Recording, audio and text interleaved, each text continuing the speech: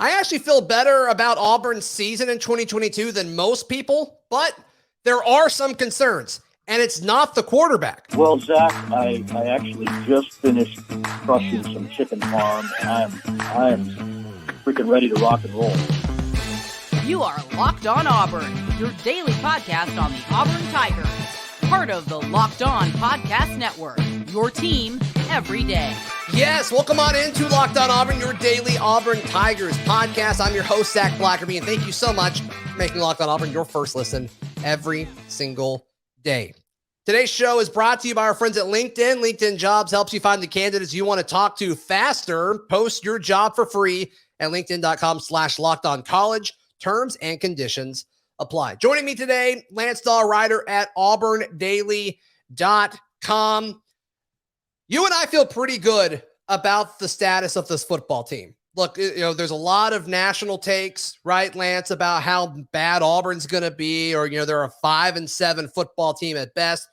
We're not buying that. We think Auburn is a better team than that. But there are some concerns, and I think some just general assumptions that we're all making, right? And so you and I had to talk about this afternoon. We're like, yeah, let's just jump into this. Let's just do this thing. The first is, we're just expecting and assuming that the secondary is going to be better than it was a year ago. Is that crazy? I'm going to be honest, Zach. You look at the returning production in the secondary, and I think there's a really, really big loss here for the Tigers and Roger McCreary. I want to get to him in a second, but Sure. before I do that, I've got some numbers I would like to throw at you. Okay, please do. Auburn was 76th or worse in the country statistically in passing yards allowed per game, opponent completion percentage, opponent passer rating, interceptions, and passing touchdowns allowed. Auburn was 90th or worse in 3 of those categories. Their secondary was not good by a lot of different metrics last season. I want to give you one more number here. 830. That is the amount of snaps that Roger McCreary played for the Tigers last year. He was the number 2 cornerback in the country, according to Pro Football Focus. He is now gone. DJ James technically is Auburn's highest graded corner. He was 270th nationally. Auburn does not have a lot of high-end returning production, at least statistically. Now, you do like some of the athletes in this room. You really, really like Nehemiah Pritchett, Jalen Simpson, Donovan Kaufman. Right. Craig McDonald was a really solid transfer addition. I don't think Caden Bridges. Caden Bridges also. Gilbert. I like all of them. I literally like the entire room. I'm actually really high on Keontae Scott. I was Sure. really high on Keontae Scott whenever he was added back in the spring. But point being, I expect this defense to be better than it was last season, but I don't think it's a bygone conclusion that the secondary is just going to all of a sudden be better. And I think there's reasons to kind of maybe argue, like, here's some of the reasons why it could be better. It's a different, maybe a little bit of an adjustment on the back end. There's more communication according to what we've heard, but it's the biggest concern that I have on this team, I think, outside of quarterback, to be honest with you. Yeah, and quarterback, I think it's going to be fine either way. I don't think there's an ideal solution of quarterback. That's why quarterback is not on these items that we're going to talk about today, because I think there's pieces around them that need to be improved to help them. I think regardless of who is chosen, I think you're going to be limited in certain areas regardless of who you pick. So as far as the quarterback or the cornerback room goes, I really like Nehemiah Pritchett and I really like Jalen Simpson. And hearing all of those numbers you just read from a stats per game standpoint, I hear that and I'm like, man, maybe it can be better, because like, that's not good. Like, it's not a high bar that we've really got to get past. Right. And I like Nehemiah Pritchett and Jalen Simpson a ton last year when they were on the field, but their roles are going to be dramatically different this year because having a number 1 corner like Roger McCreary is something really special. And I would actually also argue something that we've taken for granted as a fan base from all the way back to Carlton Davis, then Jamel Dean, then Noah Benogany, and then, obviously Roger. The number 1 corners don't grow on trees. Do I think Nehemiah or Jalen could become that? Yes, but I don't think we should just assume that that's going to happen. Another thing, I think the defensive back room will be better. but I just think it's good to have this conversation. I do think it will be better, but I don't think it'll all be all of their doing, Lance. I think the pass rush is going to be significantly better. And I don't think Auburn's going to have to blitz a lot. So you're going to be able to have more guys in coverage, and you're going to have to cover for a shorter amount of time. We all agree if that happens, Auburn should be in a better spot.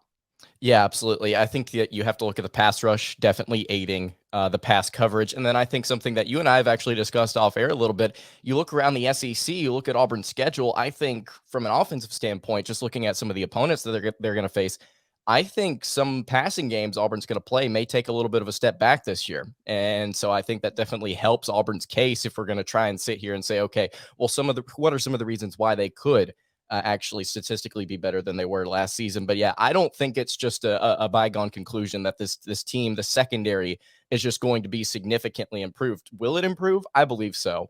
But last year's numbers give me concern. Lance, a popular fan take that I've seen, tell me if you buy it or if you think it's a little overblown, but I see it a lot. And people may be commenting that on YouTube right now, and please do. That's great. That losing Smoke Monday isn't always a bad thing because his coverage skills were very hit or miss. Do you buy that? Or do you think losing Smoke in general was a big deal? When you look at Pro Football Focus, I mean, some of the things that you kind of have to take with a grain of salt. He was actually one of Auburn's highest graded secondary players last year. I believe he had a 77 point something grade. He was actually Auburn's best safety according to PFF. But pretty good. There were times last season where you saw a lack of communication and you saw busts in coverage. We saw that throughout Smoke Monday's career. So I think Auburn getting a fresh start at that position is definitely refreshing. And I can understand where the fan base is coming from. Do I think it was a huge deal, a huge loss that Auburn lost Smoke Monday? No, but he definitely did have his moments. I mean, he had a couple pick sixes. He was not a terrible player. No, I think he was pretty good. I think he got worse the farther away from the line of scrimmage that he got. Sure. That's where, like, I love the upside of Zion Puckett and Caden Bridges. I love it so much. I love the upside of Craig McDonald. I love the upside of Marquise Gilbert. And then, depending on how they use JD Rim, I think there's a lot of upside there too. So you just look at this entire room. I think it's deeper. I think is there a guy that that's like unpullable? Do you think from a performance standpoint? Like, you couldn't pull Smoke last year. You just couldn't. He was too much of a leader. Is there a guy in the defensive back room other than Donovan Kaufman that you think is unpullable? That's what I was going to say is I think Kaufman is somebody that's going to need to be out there. Outside of that, though, you make a really good point about the depth. And this is something that, we've talked a little bit about the quarterback room. If the first guy doesn't perform, you've got guys behind him that are capable of stepping up and performing. At least I believe with this secondary. So yeah, Auburn's got depth and they've got some really talented depth. Right. All right. Looking ahead on offense, the running game, it may not be much better than it was a year ago. We'll talk about that in just a moment right here on Locked On Auburn. As you gear up for fall, you need the right people on your team to help your small business fire on all cylinders. LinkedIn Jobs is here to make it easier to find people you want to talk to faster and for free. You can create a free job post in just minutes on LinkedIn Jobs to help reach your network and beyond. Look, over 810 million people use LinkedIn. Think about all of those prime candidates to help your business grow. LinkedIn Jobs helps you find the candidates you want to talk to faster. Did you know that every week, nearly 40 million job seekers visit LinkedIn? Post your job for free at linkedin.com/lockedoncollege. That's linkedin.com/lockedoncollege to post your job for free. Terms and conditions apply. Lance Dawe, our second point. The running game may just not be there. And I think that has nothing to do with Tank Bigsby. I think it has nothing to do with Jarquez Hunter. The Nick Brahms potentially not playing news is devastating. I think it is absolutely devastating for Auburn's run game. And he wasn't an excellent run blocker. I think he was fine. But I just think when you look at the organization that is needed on the offensive front, I think it's going to be tough for them to bounce back from that. And I think they're going to have to get the ball to Tank Bigsby in different ways. I think you may see it in a lot more swing passes this year. I think you may see it in a lot more checkdowns. But I just don't see Auburn being able to find success early and often running the football. Yeah, this is something that we were talking a little bit throughout the offseason, and this is something that's been a topic of concern on your show, just saying, okay, how many times is Auburn actually going to have to throw the football? And as fall camp started to get underway, I think there was some confidence in the offensive line kind of maybe establishing a little bit better of a push at the line of scrimmage. And we heard after that first scrimmage that according to Cam Stutz, I believe it was, he said, we were moving them. We were doing a really good job, and now we're starting to hear about some players maybe suffering from some injuries. Nick Brahms, somebody that you talked about a little bit on yesterday's show, a huge loss for this offense, and it's going to cause problems in the run game. I've got a couple more numbers here for you, Zach. I went and just did a little digging. Auburn averaged 135 rushing yards per game in the SEC in conference play last season. That's not good. They average 4.1 yards per carry in conference play. And if you go and you look and you add up all the different numbers from individual other SEC teams in conference play, Auburn, that 4.1 yard mark was 9th in the SEC.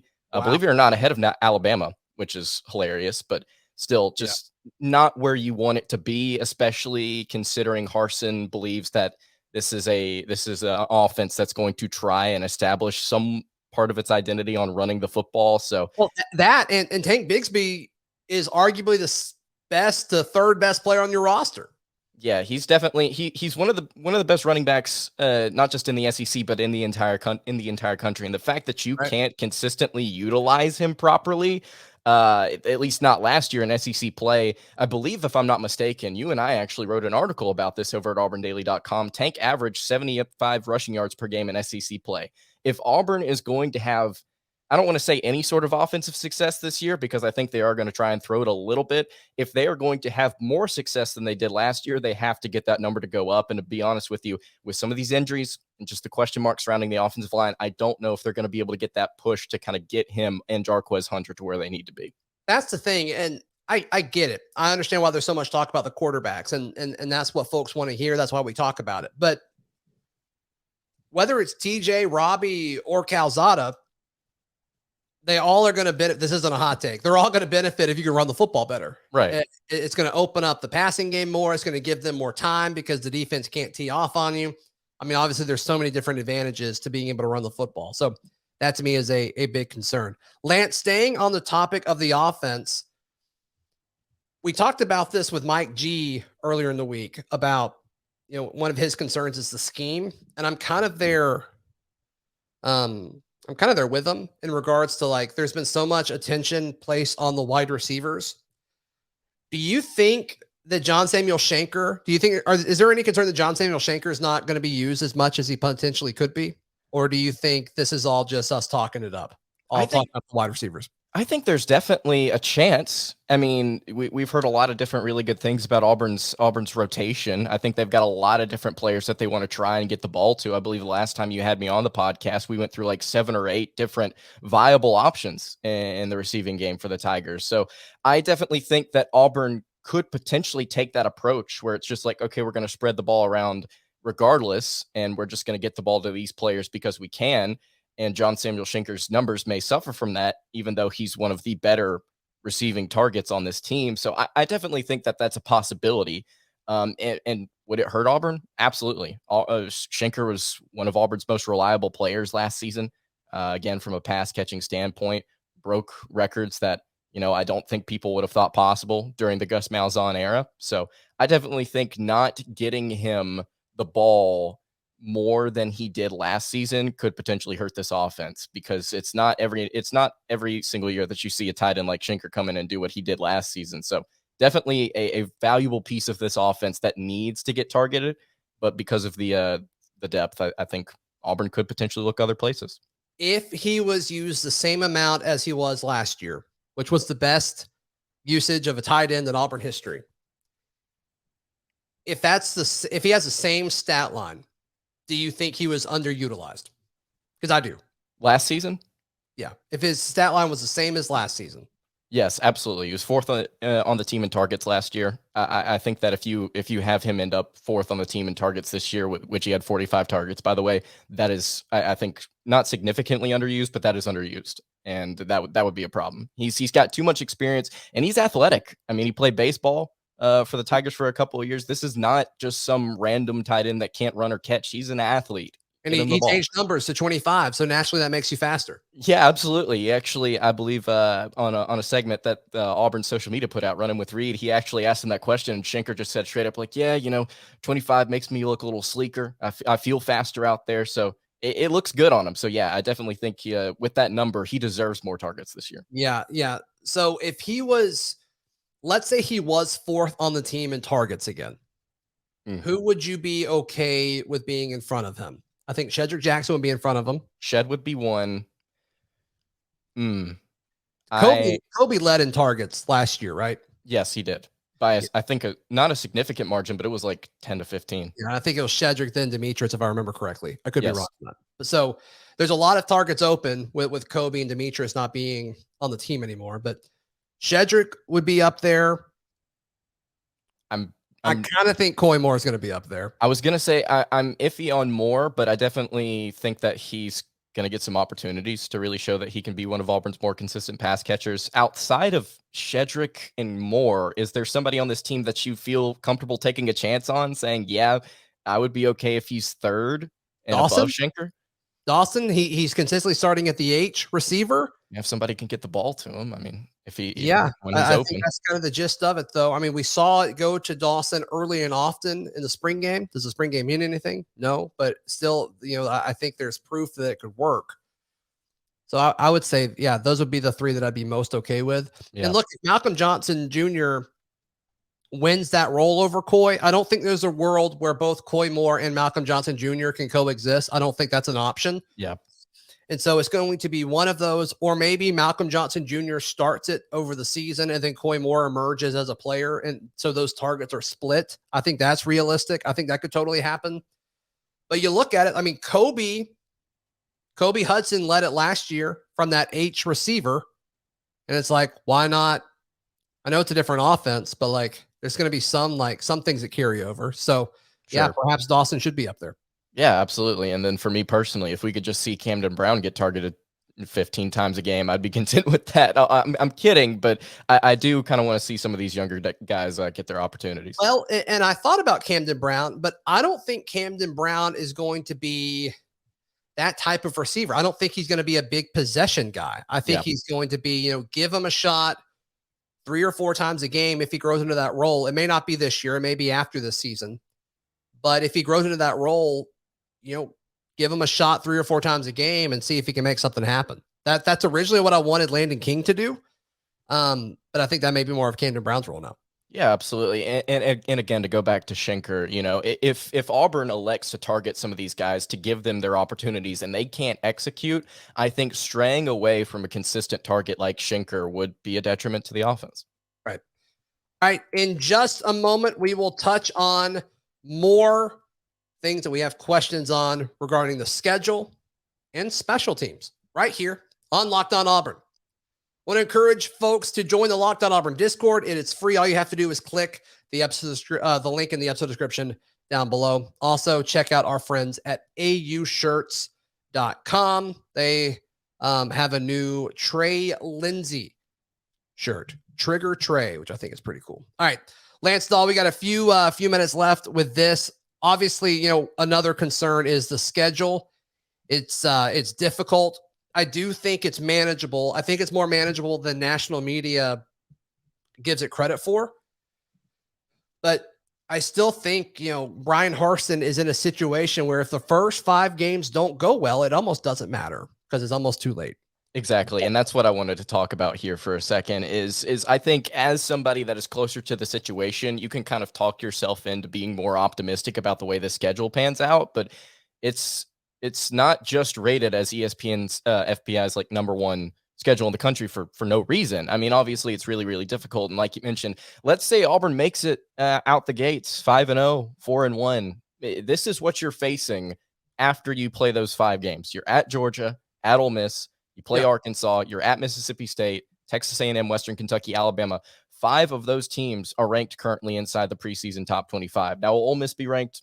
I don't know. But Mississippi State could be ranked inside the top 25 whenever they play the Tigers as well. So regardless, it's a very, very difficult back half of the schedule. And if, like you said, if Auburn doesn't start well, I mean, people are going to be starting to focus on that a little bit more. I think as the season has gotten closer, way too many fans have started to view this schedule optimistically, when in reality, it's the toughest in the nation for a reason, and things could go badly. Like, Auburn could finish 6-6, still be one of the 30 best teams in the country, but have those 6 losses because of how difficult their schedule is. It's tough. It is absolutely brutal. Absolutely brutal. All right, our last concern regarding special teams, Anders Carlson was not perfect by any means last year as a kicker. He needs to be better, and coming off of an injury is a tad concerning. Yeah, absolutely. And it wasn't just last year, Zach, that he's not been great. In fact, if you take out the 2022 season when he went 20 of 22 on field goals, he is 47 of 71, which is 66.2%. During those other 3 seasons as Auburn started kicking. You can't take out his best year though. I'm gonna get to why. Okay. All right. Point being, he's not been phenomenal, but he has shown he has upside whenever he is healthy, whenever he gets opportunities. He has shown he has that upside. Yeah. But it's not a guarantee that he reverts back to his 2020 form, especially coming off of injury. And the reason that this is a concern, Zach, is we talk about Auburn exceeding expectations. We talk about them getting to 7 or 8 wins. The schedule, very, very difficult. You're going to run into certain situations, maybe on the road against the Mississippi schools or something like that, where you have to have solid special teams play. You can't afford to put Anders Carlson out there and for him to go 66% on kicks when Auburn needs him to come up with points. It just can't afford to in these close games. And that may come back to bite Auburn. It's just not a guarantee that he goes back to what he was doing in 2020. Now, I'm not saying that he's not going to. Don't get me wrong. I expect things to go well for Auburn this season.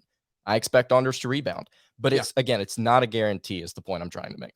No, I think it's worth mentioning. I just think it's worth mentioning. And we're not predicting all of these things are going to be bad. I do think they're going to have trouble in the running game. But everything else, I think Auburn's DBs are going to be pretty solid. In fact, I think they'll be overall better than they were a year ago.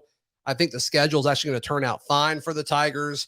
I think John Samuel Shanker will have a similar role that he did last year. I think it should be bigger than it was last year, but I think last year's market share is probably the floor for a season. Yep. So I'm not saying all these things are going to happen. I'm just saying we're a pretty positive Auburn show, and I just wanted to kind of put out some concerns that came up when Lance and I were talking earlier today. And so let us know what you think in the YouTube comments. Let us know in the Discord.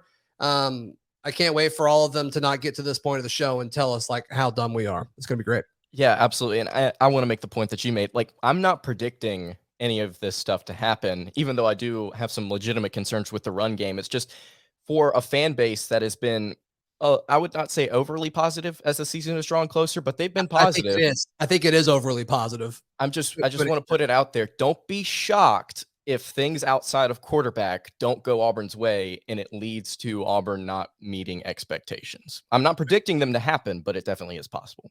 Lance, Dawe, you've done an outstanding job covering this team in written word throughout fall camp. How can people find everything that you've got going on? AuburnDaily.com, man. A lot of fall camp stuff still going up. You can also follow me on Twitter at @LanceDawe_. Would appreciate a follow there. Yeah, and you can follow me on Twitter at Zac Blackerby. If you made it this far into the episode, please like this video and subscribe. Would mean a ton. If you're listening on iTunes, please leave us a 5-star review. Really helps the show out. We'll be back tomorrow right here on Locked On Auburn.